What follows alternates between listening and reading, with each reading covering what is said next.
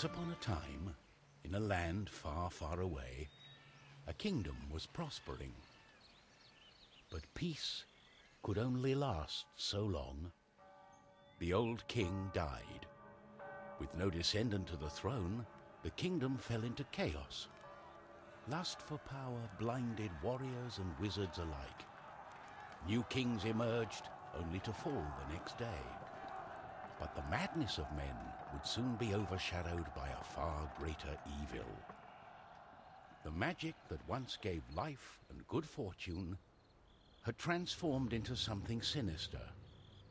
One by one, grave by grave, the dead began to rise, feeding off the energy that grew stronger with each passing night. Fear spread throughout the kingdom, and it was soon abandoned. But something was about to happen that would change the course of history.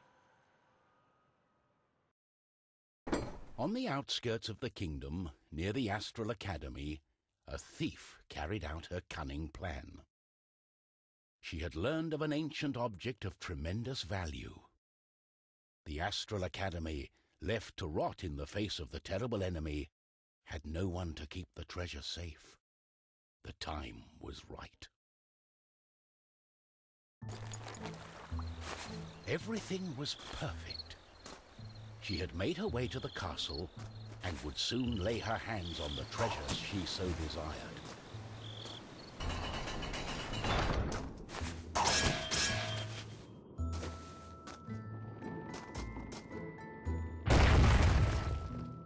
The gentle moon smiled at the thief as she made her way towards the shrine of ancient treasure.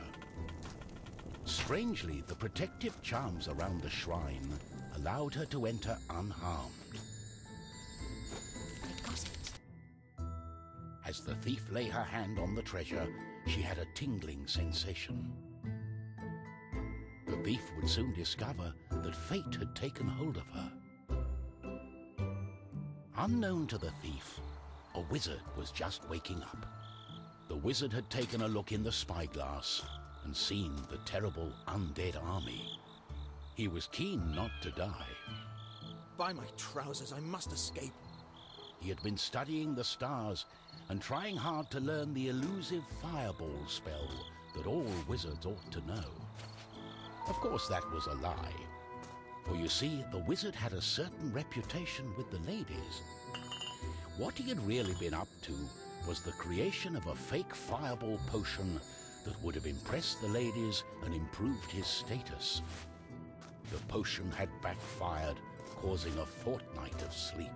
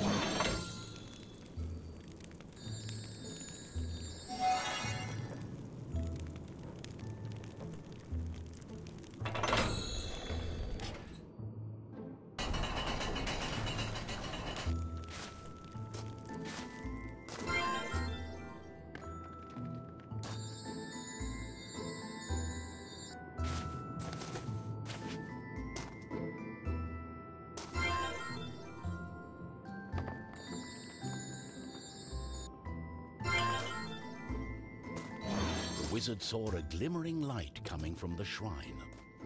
No one had been able to visit it for centuries because of the ancient magic protecting whatever lay inside.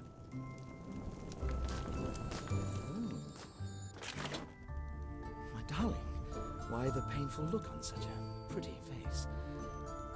What is this object you are holding on to? How did you get here? The wizard touched the thief's hand and then the object. His hand got stuck. What kind of trickery is this? For once, the wizard was more interested in magic than anything else. He was also afraid for his dear life. But there was someone nearby who welcomed a challenge. At the other end of the Astral Academy, a knight had been practicing his own skills to battle the undead and prove himself worthy of joining the king's army.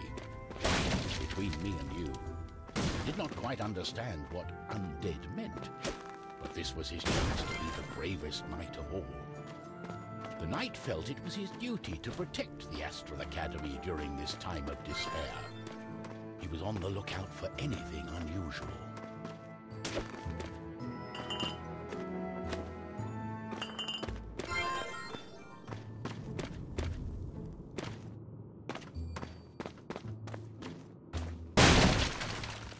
Oh! What's this?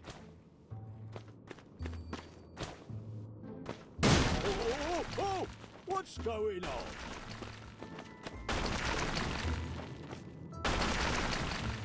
The knight saw a faint light coming from the age-old shrine. Could there be a thief? Was this the knight's day of honor? He had sworn an oath to himself to protect the shrine and the academy. Nothing could stand in his way. What's going on? The knight joined in, taking a firm grip of the object's third side, in a way that only a mighty warrior can. Oh no, this doesn't bode well. What doesn't bode well? There was a flash of light, and the wizard, the thief, and the knight simply disappeared.